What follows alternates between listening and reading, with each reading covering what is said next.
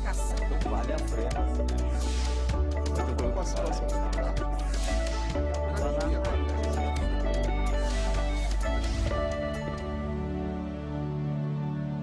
Olá.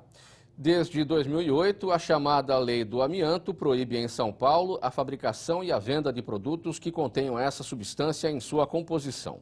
Durante décadas aqui no estado, o amianto foi empregado em produtos usados na construção civil, como caixas d'água, telhas, tubulações e também na indústria automobilística, em lonas e pastilhas de freio, juntas de vedação.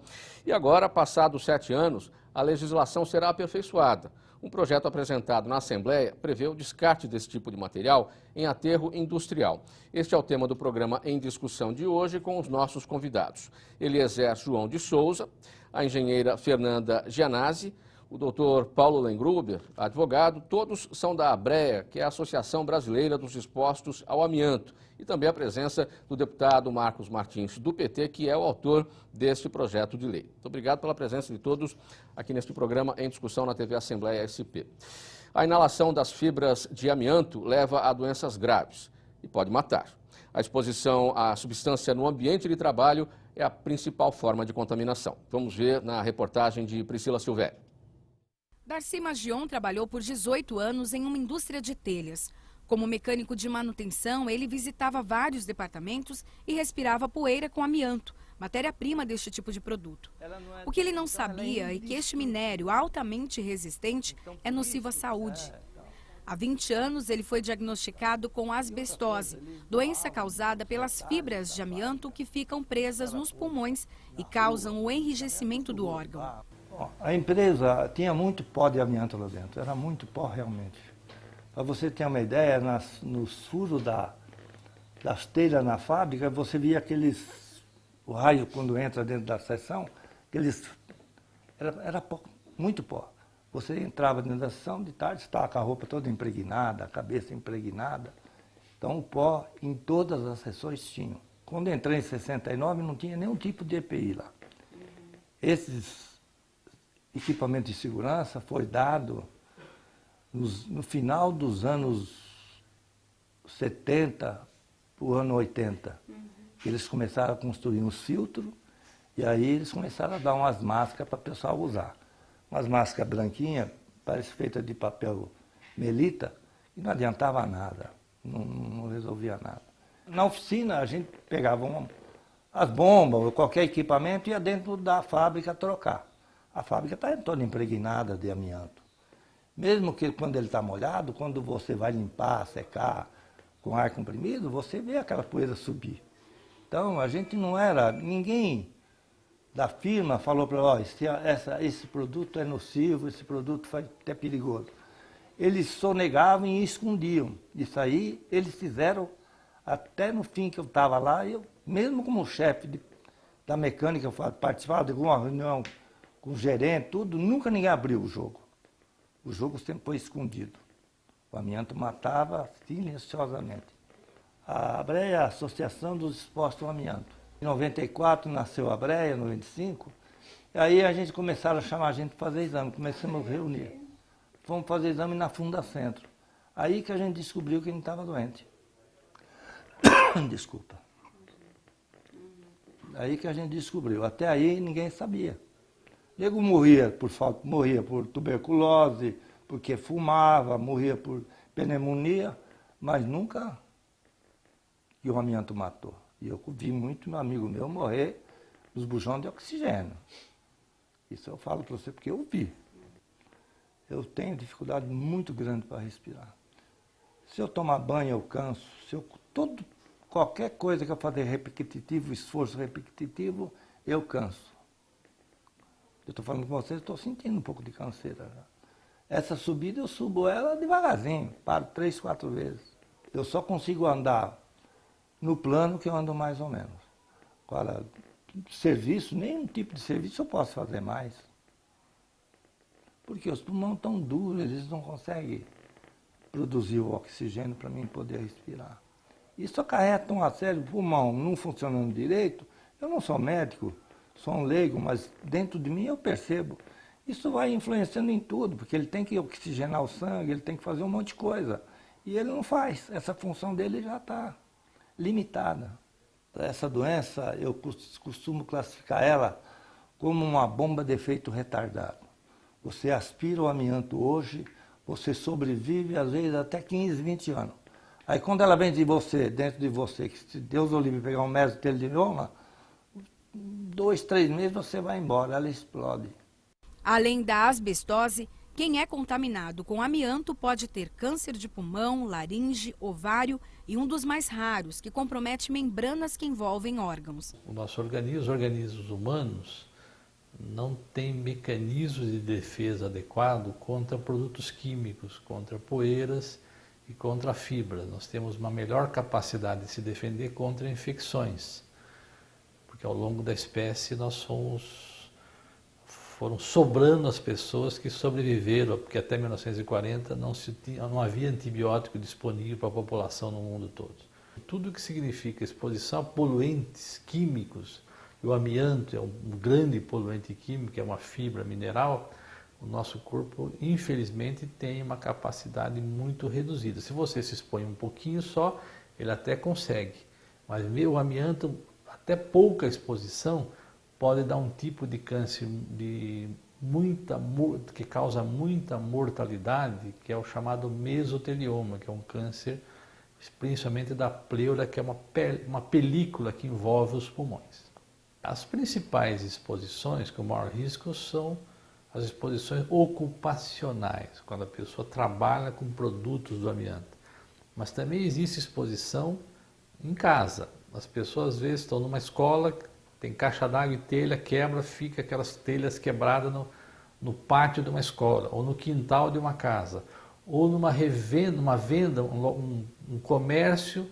Se você for nas periferias de grandes cidades, você tem comércio de materiais de construção. Você vai lá, tem caixa, às vezes, de amianto ainda. Hoje está proibido no estado de São Paulo, mas eu não sei como é que se a venda foi totalmente, porque os produtos são feitos no Brasil e vendidos ainda.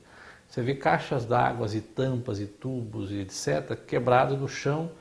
Os filhos dos proprietários, amiguinhos, brincam com aquilo. Ou se você mora perto de uma construção civil que está sendo construída ou demolida, que tem produtos de amianto. As pessoas que estão nas casas vizinhas recebem pelo vento a poeira com essas fibras.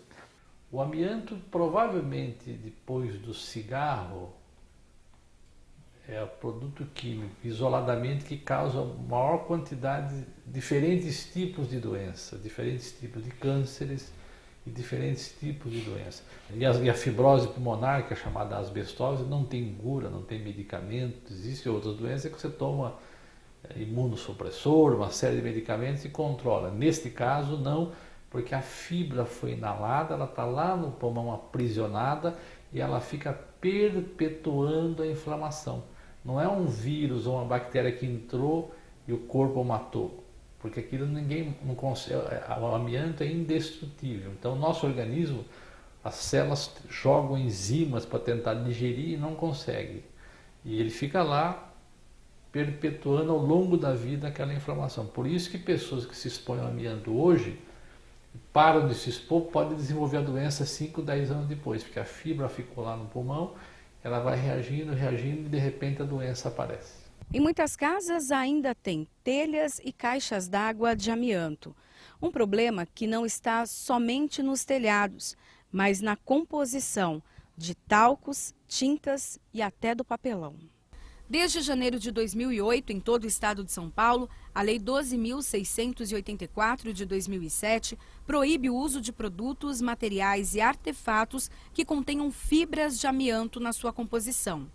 Ainda assim, empresas burlam a lei e usam minério resistente e barato, também em brinquedos, materiais escolares e eletrodomésticos. Para evitar que esta prática continue, o projeto de lei 400 de 2011, de autoria do deputado Marcos Martins, do PT, altera a redação do artigo 7. O PL acrescenta que os infratores que usarem amianto sejam obrigados a providenciar o descarte ambiental adequado do produto em aterro industrial. Impõe também o prazo para a realização deste descarte e aplicação de multa para o não cumprimento da determinação, com interdição do estabelecimento em caso de reincidência da infração. O projeto de lei aguarda a aprovação do governador Geraldo Alckmin. Bom, vamos lá, deputado Marcos Martins. A lei que proíbe o uso do amianto, a fabricação e a venda de produtos com amianto em São Paulo é de 2007, entrou em vigor em 2008, então já são quase 8 anos em vigência.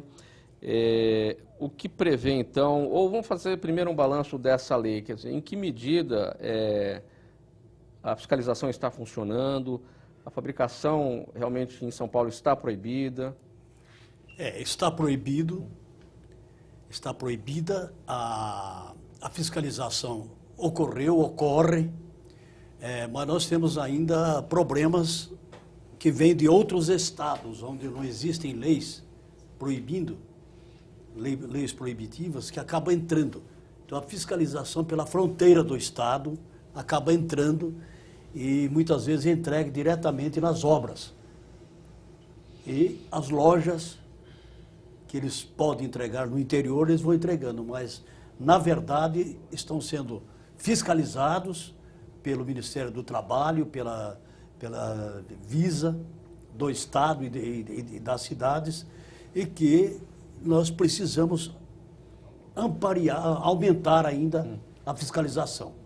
Mas a lei está proibindo e não pode mais usar amianto no estado de São Paulo. Então, até aqui tem sido eficiente. A fabricação está proibida, a venda de produtos está proibida, a fiscalização tem sido eficiente. O problema é a passagem de produtos pelo estado de São Paulo, de um estado para o outro, de um estado de origem onde a lei não existe, onde lá a permissão ocorre. Existe a lei que proibia, mas criar um recurso federal permitindo a passagem por São Paulo para exportação e para outros estados onde não existem leis proibitivas. É lamentável que tenha ocorrido isso, mas de qualquer maneira, acho que nós esperamos que essa decisão ela seja mudada. Minha expectativa é que seja mudada. E, paralelo a isso, nós criamos, então, esse projeto de lei, alterando a própria lei nossa, para que as leis que venderam, produziram, venderam produtos com amianto, depois da lei proibitiva, que a lei proibiu, que eles se responsabilizem pela destinação correta. O descarte seja feito por eles. Quem produziu lixo, e principalmente o lixo perigoso, cancerígeno, que eles deem a destinação correta desse produto, que tem que ser enterrado, confinado, e, enfim, um cuidado especial. Doutor Paulo Lengruder, eu gostaria que o senhor falasse a respeito dessa brecha que surgiu a partir de Brasília, né, a partir da Justiça em Brasília, e que permite a passagem dos produtos pelo Estado de São Paulo, produtos que vêm de um estado onde é permitida a fabricação, e esses produtos são destinados à exportação ou vão para outros estados onde a venda também é permitida. Na verdade, o que acontece é o seguinte: a única mina que produz o amianto, de onde é extraído o amianto, ela fica no estado de Goiás, no município de Minaçu. Então, lá o amianto é beneficiado, tá? E ele precisa passar necessariamente pelo estado de São Paulo para que ocorra a entrega nos estados do Sul e também para que essa matéria-prima seja exportada via Porto de Santos. A lei paulista, na sua redação original, ela proibia o transporte, o tráfego desse material aqui no estado. O que aconteceu em 2009? As empresas e as entidades sindicais representativas dos interesses das empresas ajuizaram uma ação chamada Arguição de Descumprimento de Preceito Fundamental no Supremo Tribunal Federal, tá? Uma ação diretamente ajuizada lá no Supremo em Brasília, e o relator dessa DPF, o ministro Marco Aurélio, ele concedeu a liminar permitindo o transporte aqui no estado de São Paulo para viabilizar a distribuição do amianto nos estados do Sul e também a entrega no Porto de Santos para fins de exportação. Então, essa liminar ela subsiste ainda hoje e nós estamos a aguardar a análise do mérito dessa DPF no Supremo. Eliezer, você chegou a ficar doente? Eu sou contaminado, já tirei nódulo da pleura, né? Porque já tem amianto na pleura, né? Não sei se tirou tudo, devo ter algum resto ainda, é complicado. Até para esclarecer o nosso telespectador, a pleura é a membrana que reveste o pulmão, é isso? Foi afetada pelo asbesto. Pelo asbesto. Geralmente o doutor Ubiratã falou muito bem disso aí, é um tecido fino, né? Que fica revestindo o pulmão. E eu fui beneficiado, infelizmente, por um amianto nessa pleura, né? E deu nódulo, com 15 anos que eu fiz essa operação, tirei esse nódulo. E até eu tenho praticamente certeza que isso está me ajudando a viver, porque se esse nódulo tiver, eu não sei, se tivesse no meu pulmão, tivesse tirado, eu não tenho certeza se eu estaria vivo, né? E se isso é uma das razões de eu estar vivo hoje. Então, eu acredito que essa operação, a cirurgia, devo muito a Fernanda que ajudou nessa cirurgia, os médicos, o doutor do Grande, o Biratã mesmo me ajudou muito. Geralmente, se não fosse a BREA, a criação da associação, provavelmente não estaria aqui hoje falando sobre o amianto com vocês. Isso eu não tenho dúvida que foi uma das vantagens de discutir o amianto e organizar para poder acabar com esse produto em São Paulo, no Brasil e no mundo, que está me ajudando a viver. Isso do início do seu trabalho, do seu contato, da sua exposição com o amianto, até o surgimento da doença, levou quanto tempo? Levou uma média de 14 anos. 14 anos. Eu comecei a trabalhar na empresa em 2008, saí em 1981. Aliás, 1968, desculpa, eu entrei na Eternite, saí em 1981, também 13 anos, né? E fui saber que amianto é cancerígeno em 1995, né? Que surgiu a organização da BREA e tal. Aí eu comecei a participar um pouco depois, que já estava organizando a associação. Aí que a gente ficou sabendo que amianto é cancerígeno. E tem um fato interessante. Eu fui membro da CIPA ali dentro 2 anos, trabalhando com os trabalhadores, parava a serra, que produzia muito pó, porque irritava o pó, mas ninguém falava que o amianto é cancerígeno, inclusive eu estava no meio daquilo sem saber, né? Então é terrível. Depois que você trabalha numa empresa, você saber que está contaminado com um produto cancerígeno que você não sabia, né? Isso é uma grande responsabilidade da indústria, não tenho dúvida disso. E mesmo sendo cipeiro, você nunca foi informado que era cancerígeno pela empresa? Não, de forma alguma. Lá dentro da empresa ninguém sabia que amianto era cancerígeno, e a empresa sabia. Hoje nós temos dados conclusivos disso, que a empresa sabia que o amianto era cancerígeno naqueles anos que nós estávamos vivendo. A gente tem um dado, e na década de 70, no que foi a maior produção de amianto do Brasil, uma das maiores produções de amianto do Brasil, inclusive em Osasco, na Eternite a gente trabalhava, na Itália já estava praticamente fechando a fábrica, porque já estava matando muito trabalhador lá. E nós estávamos no auge da produção aqui no Brasil, né?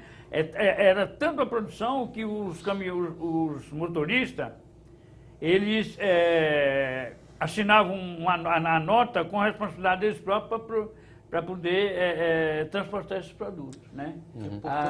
Eles faziam isso justamente para poder levar o produto que ele estava pedindo. O pedido era muito pedido e não tinha material para entrega. Então só ele fazia isso. ouvir a palavra da Fernanda aqui um pouquinho, que ela ainda não falou. Fernanda, o uso do amianto é proibido em 52 países, ou um pouco mais do que isso, não é, deputada? Hoje é mais de 65 países, sim. É muito pouco, a quantidade de países aí pelo mundo afora. Agora, essa situação ainda do amianto pelo mundo em larga escala, em que medida prejudica a conscientização em relação a esse problema no Brasil? Até porque a nossa lei aqui é estadual, no Brasil se permite ainda o uso do amianto. Sim. Na verdade, esses 66 países, hoje um pouquinho mais, talvez 69, eles são países de economia bastante forte. Então, são os países europeus, Japão, Coreia, Austrália.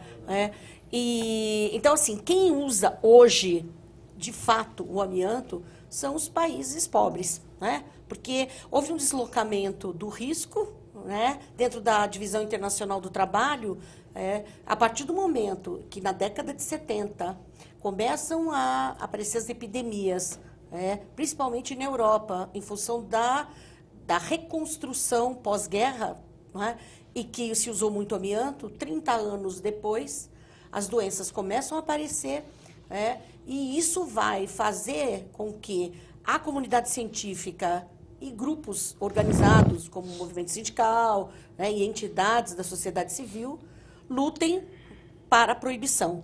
Começa isso nos países nórdicos, né, na Escandinávia, e isso vai se estendendo até que a Europa impõe um fim. A partir de 2000, né, ela decide que o amianto vai deixar de ser usado. E, então, isso impactou. Houve um efeito dominó.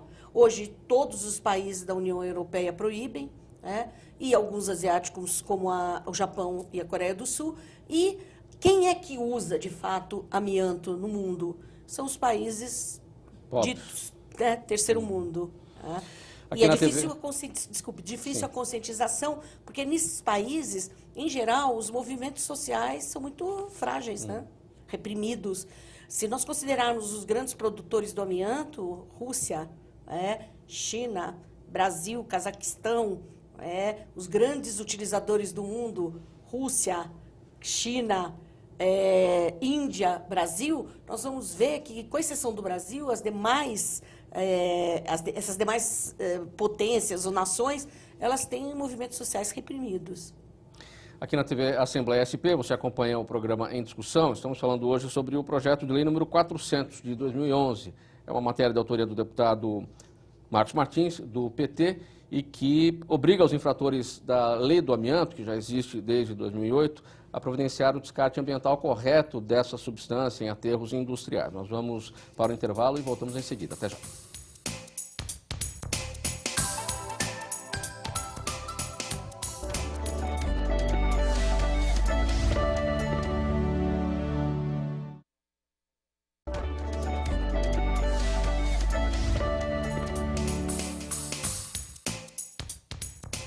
De volta aqui na TV Assembleia SP com o programa Em Discussão. Estamos falando hoje sobre o projeto de lei da autoria do deputado Marcos Martins, do PT, e que obriga os infratores da lei do amianto, existente desde 2008, a providenciarem o descarte ambiental correto do amianto. Esse depósito tem que ser feito em aterro industrial.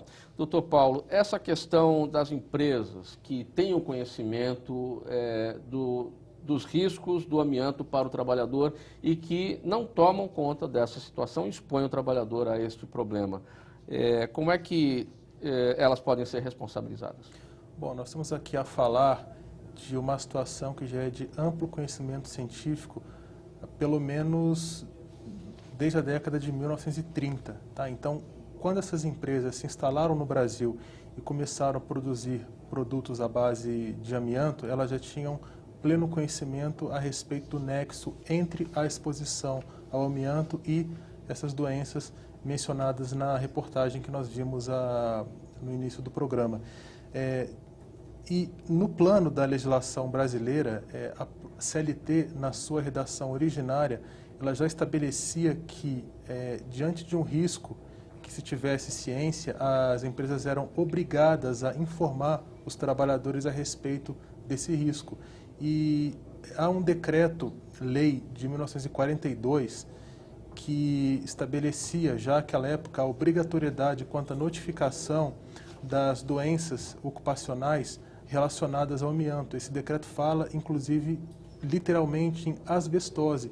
Então, veja que já era um risco conhecido há pelo menos 70 anos atrás e, durante todo o período de operação dessas empresas no Brasil, esse risco era de amplo conhecimento e os trabalhadores não foram devidamente informados. Então, isso eleva o grau de responsabilização das empresas pelos danos ocasionados aos trabalhadores, seja do ponto de vista da responsabilidade objetiva ou sob o prisma da responsabilidade subjetiva. Hoje a ABREA dá apoio jurídico a quantos trabalhadores, a quantas ações movidas contra empresas que exploram o uso do amianto?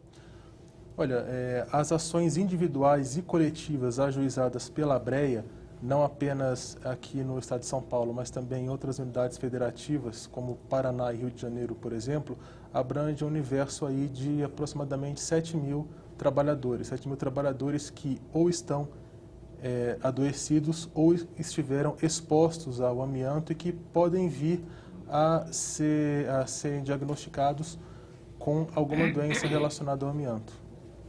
Deputado Marcos Martins, existe algum limite de tolerância, de exposição ao amianto, um limite que não faça mal à saúde? O senhor que abraçou essa causa já há quase 8 anos, tem tanta informação médica a respeito disso? Eu estou convencido de que não existe seguro. Uso seguro não existe. A única maneira de se ver seguro é não usar, não ter contato. Então é não existir amianto. Se existir amianto de qualquer forma, no meio do ambiente, no meio onde a população viva, ou possa vir a ter contato, está correndo risco. Não existe possibilidade nenhuma. Por isso a preocupação, inclusive, com a tubulação de água da Sabesp, que tem tubos de amianto aqui no estado de São Paulo. A preocupação com isso também. Então não existe nenhuma possibilidade de ter o uso seguro. Talvez a doutora Fernanda pode ter mais informações, ela é técnica do Ministério do Trabalho, né? Foi o Ministério do Trabalho. Porque nós estamos falando do pó do amianto, né? O material quando se rompe, quando se quebra. Como é que a gente deve entender, então, essa questão da tubulação, do abastecimento de água que o deputado citou, a própria caixa d'água, o contato da água com o material do amianto pode levar água contaminada para as residências? Então, essa é uma discussão que vem se arrastando há anos. E o que nós vimos, né? Então, tubulações. No Brasil, desde 1990, que não se produz, né, tubulação à base de amianto. Então, o que nós temos instalado são 150 mil quilômetros em todo o território nacional, são tubulações antigas. Na maioria deles, né, dessas tubulações, elas já estão em estado... Velho, já. Tempo vencido. Já. Avançado de degradação. Só que o que fazem os gestores, em geral, eles trocam quando há vazamento e não como uma preocupação de saúde pública. Agora, o amianto é um reconhecido cancerígeno para os seres humanos. Não há dúvida sobre isso, sobre todas as formas. E estudos recentes, né, que nós estamos aí buscando em todos os países, que quem produz ciência geralmente são os países desenvolvidos, né? E há estudos na Noruega, inclusive, que demonstram que água consumida com fibras de amianto levou, né, a um adoecimento bastante expressivo, né? Então, é um estudo científico que demonstra isso. Então, o que a gente aconselha? Quem tem caixa d'água, que já foi por muitas vezes, né, usada, lavada, e que as fibras vão se soltando à medida que a limpeza é feita de maneira muito agressiva, ou com água sanitária, ou com escova de aço, que, quando puderem, que substituam essas caixas d'água, que evitem o consumo humano dessa água ali armazenada e que a gente chame a atenção dos nossos gestores públicos, né, principalmente os prefeitos, os departamentos de água, né, esgoto das cidades, que substituam essas tubulações. Não há mais sentido mantê-las, né, esperando que elas vazem para que sejam trocadas, porque é um problema de saúde pública. O amianto, sob todas as formas, é cancerígeno. Essa é a grande questão que agora tem que ser enfrentada. Aproveitar seu conhecimento, Fernanda, de engenheira, que você e se colocar um filtro na torneira para a água que vai ser ingerida? Na verdade, o amianto, ele, quando está na natureza, né, na mineração, como foi dito pelo Dr. Paulo, lá na mina, grande mina de Goiás, ela está íntegra, é uma fibra que ainda está aderida à pedra. A partir do momento que essa fibra ela vai para moinhos, depois na produção ela é serrada e enfim, beneficiada, manipulada, ela vai se tornando, né, vai se transformando em fibras muito pequenas. Então não há nenhum filtro, mesmo as máscaras que são fornecidas para os trabalhadores, que tenha eficiência para garantir que as menores fibras não sejam inaladas e que não penetrem nas partes mais profundas do pulmão e dos outros órgãos. Isso leva a um raciocínio aqui com o Eliezer. Eliezer, você trabalhava, ia para casa com todas essas fibras no corpo, na roupa, no seu uniforme. Então você colocou em risco também os seus familiares a partir do momento que você, chegando em casa, tirando a sua roupa, espalhava pó de amianto para todo lado, não? Não resta dúvida que você está colocando é real, porque, né, A lavanderia nas empresas, é de muito pouco tempo para cá, depois da década de 80, né, que aconteceu isso. Naquela época, inclusive, eu morava perto da fábrica, uns 3 anos, né, a gente já era casado, já tinha meus filhos. Eu ia e voltava de bicicleta com aquela roupa, né? Então eu chegava em casa e ia tomar banho até em casa, trocar uma roupa ali. Depois a gente eu mudei para mais longe, passei a trocar roupa na mesma fábrica. Mas aquela roupa a gente levava para poder lavar toda semana em casa, né? E aquilo, além da roupa, tinha os feltros da fábrica, aquilo secava e a gente eles doavam, comprava barato aqui para levar embora. Levei muito aquilo também, né? Para minha casa. Então, os tapetes da minha casa. Muitos tapetes eram feitos daquelas lonas de amianto que usavam nas máquinas, que quando ela ficava velha, eles cortavam e doavam, vendia barato para a gente. Então a gente levei muito isso também, né? E tanto é verdade esse fato que você está colocando, que hoje nós temos um grupo de mais de 30 mulheres contaminadas com amianto em Osasco, um universo muito pequeno, né? De mulheres, uma fábrica trabalhou mais de 8 mil trabalhadores, é muito pouco, mas é o que se fez até agora e essa mulher já está controlada com a minha, porque lava a roupa dos maridos. Então não eram mulheres trabalhadoras das fábricas, eram mulheres... Não, lava a roupa dos maridos. Maridos, filhos e tal. Então há relatos, há situações tem dados, de familiares contaminados. Tem.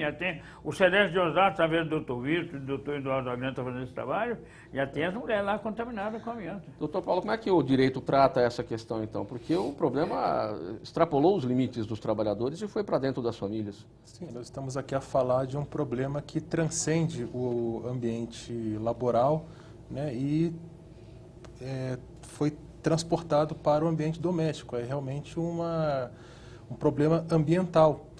E ao envolver aí os familiares dos ex-trabalhadores, né, e dos trabalhadores que manuseavam amianto, surge aí também a responsabilidade das empresas em reparar os danos ocasionados a esses familiares que não tinham vínculo laboral com as empresas e que mesmo assim foram afetados por esse produto. Então essa responsabilidade da empresa, ela decorre aí da própria legislação ambiental, mais especificamente da Lei 6938 de 81, Lei Federal 6938 de 81, que é conhecida como Política Nacional do Meio Ambiente, que estabelece para o poluidor, no caso as empresas que manusearam essa fibra e que permitiam o contato desses familiares com essas fibras, o dever de reparar esses danos por intermédio da responsabilização objetiva, que é a responsabilidade que não demanda a constatação de culpa. Independentemente da presença de culpa, elas são responsáveis por essa reparação, nos termos da Política Nacional do Meio Ambiente. Então, é exatamente nesse texto legal que se enquadra a responsabilização dessas empresas. Qual é o valor que um trabalhador, em média, ou o valor que deve ser exigido por um trabalhador na justiça contra a empresa por ter ficado doente por conta do amianto? Pois é, estabelecer um valor para um dano ocasionado a um ex-trabalhador quando se está a discutir bens jurídicos como vida, integridade física, saúde, é uma tarefa difícil. A gente não consegue mensurar quanto vale a integridade física de uma pessoa. E a própria mensuração judicial do dano, ela depende, no fim das contas, de uma análise subjetiva do juiz, porque não existe na legislação brasileira parâmetros para a mensuração do dano moral, quando muito existe para o dano material, que é o resultado do prejuízo material sofrido pela pessoa. Nós pedimos, até como valor simbólico, a quantia de R$1 milhão para esses casos em que há constatação de doenças pelo amianto. Inclusive, há exemplos... Há ações ganhas? Nesse valor, sim. Nesse valor, sim. Mas é claro que com esse valor não se pretende a reparação integral dos danos. Isso é um dano irreparável. É somente uma condenação, né, que se pede para que se cumpra a função punitiva do dano moral, que é justamente punir as empresas no lugar onde elas mais sentem, que é o bolso. Há prisões de donos de empresas? Pois é, no Brasil, infelizmente, ainda não. A parte criminal da responsabilização ainda está bastante, não diria nem incipiente, ainda não há nenhuma, pelo menos que eu saiba, nenhuma iniciativa nesse sentido. Aqui na TV Assembleia SP, você acompanha o programa Em Discussão. Estamos falando sobre o projeto de lei de autoria do deputado Marcos Martins, do PT, que obriga os infratores da lei do amianto a providenciar o descarte correto do produto do amianto usado indevidamente. Este local tem que ser o aterro industrial. Nós vamos para mais um intervalo, voltamos já.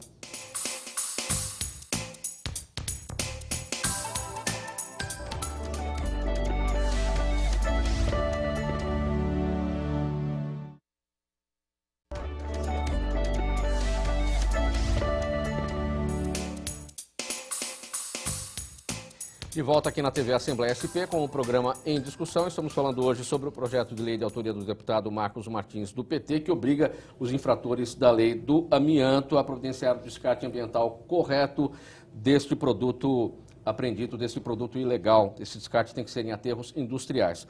Deputado, até aqui, então, o infrator da lei, ele era pego e o produto não era descartado de forma corretamente. Como é que, então, está acontecendo isso? E a partir da lei que o senhor propõe, do projeto que o senhor propõe, como é que isso se modifica? Então, antes, a população, sem nenhuma informação, jogava em caçambas ou nos quintais, calçadas, ainda ocorre isso. Mas que o objetivo é de fazer um tratamento especial. A ideia, por exemplo, que os poderes públicos, as prefeituras, criem pelo menos para pequenas pessoas que vão descartar, tenham um local, um aborto para receber, aborto para receber esse material e poder fazer a transferência. Porque uma pessoa que vai trocar uma caixa d'água, uma garagem, essa pessoa terá dificuldade de fazer a transferência até chegar no aterro. Agora, as empresas que produziram, venderam, os produtores... tem que receber de volta este material para providenciar o destino dele. Então, os produtores, eles precisam assumir esse lixo. Esse produto, ele vai para um aterro, ele deve ser enterrado, deve sofrer uma lana, uma cola em cima, uma chama a palavra? Um adesivo, uma coisa. Para pôr chorume, né? Embaixo e em cima, colado, e depois aterrado. Agora, deputado, como é que leva essa conscientização para a população? Olha, você vai trocar a sua caixa d'água, você vai trocar algum produto na sua casa que contém um amianto, você vai ter que procurar o fabricante, porque ele é que vai destinar para o aterro industrial o material da troca. Comerciantes também. Todos aqueles que estão envolvidos vamos dizer, na produção e na venda e que utilizaram. Por exemplo, o empreiteiro pode ser responsabilizado, porque se existe uma lei que proíbe no estado de São Paulo, a partir de janeiro de 2008, ao longo desses 7 anos e daqui para frente, todo o material descartado que foi produzido, comercializado, utilizado após a vigência da lei, são considerados infratores. Isso tem que deixar bem clara a responsabilidade, principalmente do comerciante, porque o que nós enfrentamos aqui em São Paulo, são 2 empresas que ainda estão produzindo com liminares, à base de liminares, mas que já se adiantam, se adiantam não, mas não é a palavra correta, elas estão fazendo uma tratativa com o Ministério Público do Trabalho para eliminar o amianto no prazo de 1 ano. Certo? São empresas que funcionaram até agora em Leme e Hortolândia através de liminares que obtiveram nos tribunais das suas cidades, nas cortes trabalhistas das suas cidades, com apelo do desemprego, tudo isso. Agora, a partir do momento que se proíbe a utilização no estado de São Paulo, não pode usar, não pode comercializar, esses vendedores, essas revendas, e inclusive o empreiteiro e também o produtor podem sim ser responsabilizados pela lei, esse projeto de lei que foi aprovado aqui na Assembleia Legislativa. Agora, lá na parte frágil, que é o consumidor, como é que as pessoas podem identificar, sem conhecimento técnico, se um determinado produto contém amianto, brinquedos, materiais escolares, por exemplo, fruto do chamado importabando, né? Que em português bem claro, é chinês bem claro, né? Como é que dá para identificar isso? Na verdade, nem sempre é muito fácil, né? Quando nós falamos em telhas, caixas d'água, realmente são 95% da produção hoje de amianto no Brasil é destinado ao segmento da construção civil. Mas há, sim, essa importação de alguns produtos e mesmo, né, alguma coisa que ainda foi fabricado nesse período, ou anterior à vigência da lei, contendo amianto. Realmente, a Associação Brasileira dos Expostos ao Amianto, ela busca orientar, e se for o caso, se há alguma dúvida, nós temos até mecanismos de fazer alguns testes para analisar se o produto contém ou não amianto. Não é uma análise fácil, nem sempre é informado adequadamente ao consumidor final. É uma tarefa, às vezes, difícil. Ecoponto não pode receber o produto, não pode receber descarte. Não, Ecoponto não pode receber. Tá? Então, é isso que a gente está discutindo em todos os municípios, a responsabilidade da coleta desse material, principalmente aquele que foi produzido anteriormente à vigência da lei. Nós temos muito material instalado. Então, como é que faz esse munícipe que tem um puxadinho, tem uma caixa d'água velha? Foi um debate que recentemente, inclusive, a imprensa nacional discutiu. Para onde ele leva esse material? A quem ele responsabiliza?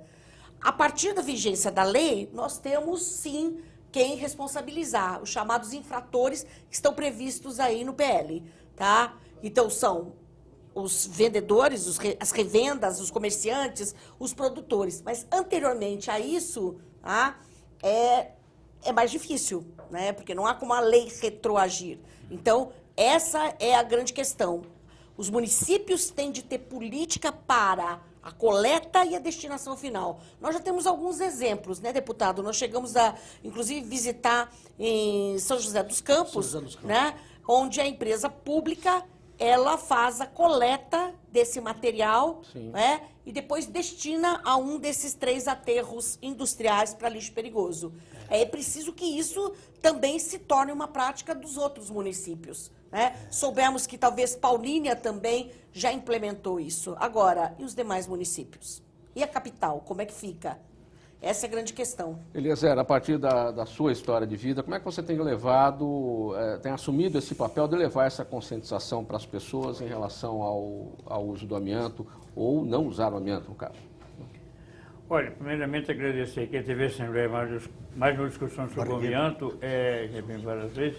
É o seguinte, a gente, rapaz, trabalhamos dia e noite contra isso. E a gente, até sonhando, está acabando com o amianto no nosso sonho. Porque não tem como acabar com o amianto se não trabalhar para acabar ele.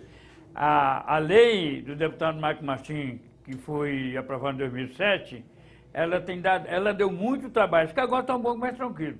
Mas é um dos fatores que a gente tem trabalhado muito para poder levar essa conscientização também. Não só aqui no centro, aqui na Assembleia, mas fora do Estado de São Paulo. A lei de São Paulo do banimento do amianto, ela virou, eu diria que um fello assim, para os estados e outros municípios, né? Então, não tem outra alternativa a não ser estar discutindo isso nas assembleias, nas igrejas, de qualquer igreja que for, de qualquer religião, qualquer lugar que for. E eu diria para você que essa luta tomou uma proporção muito grande.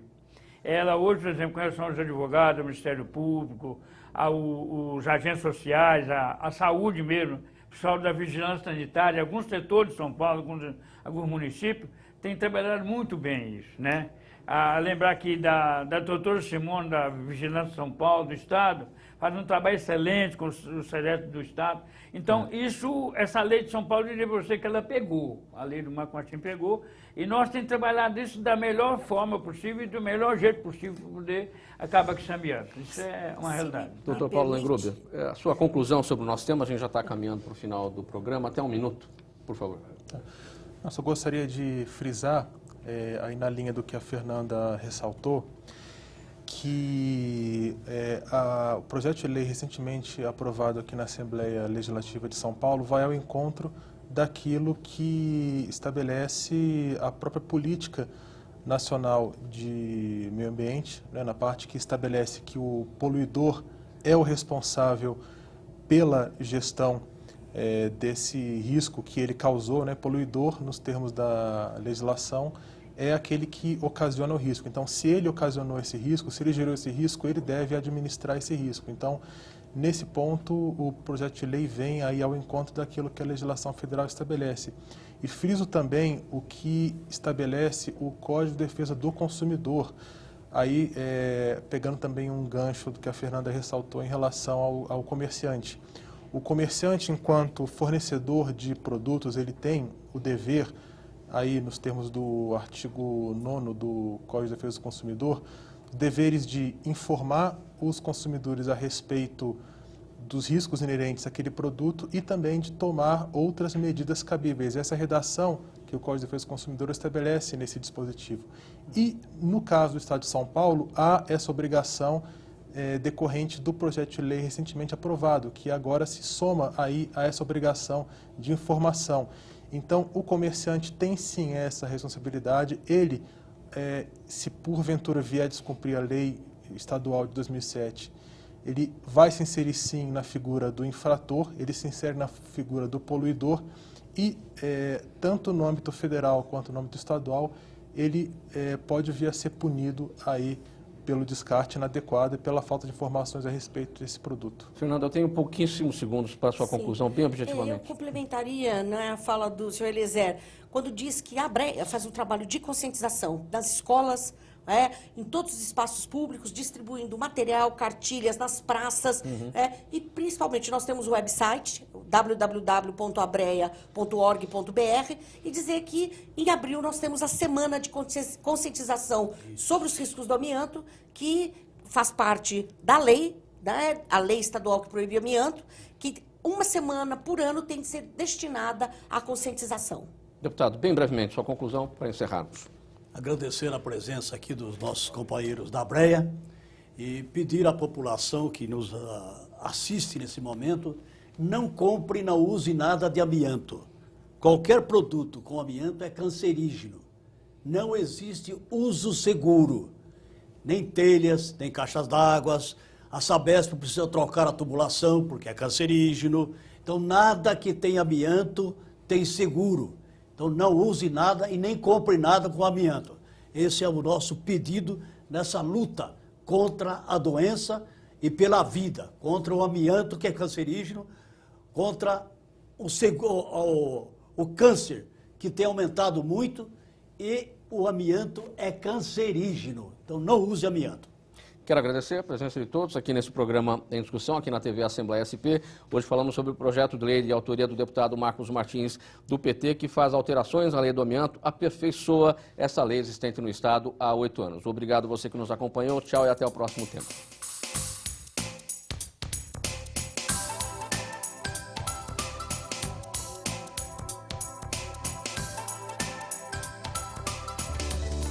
Aplicação. Vale a pena.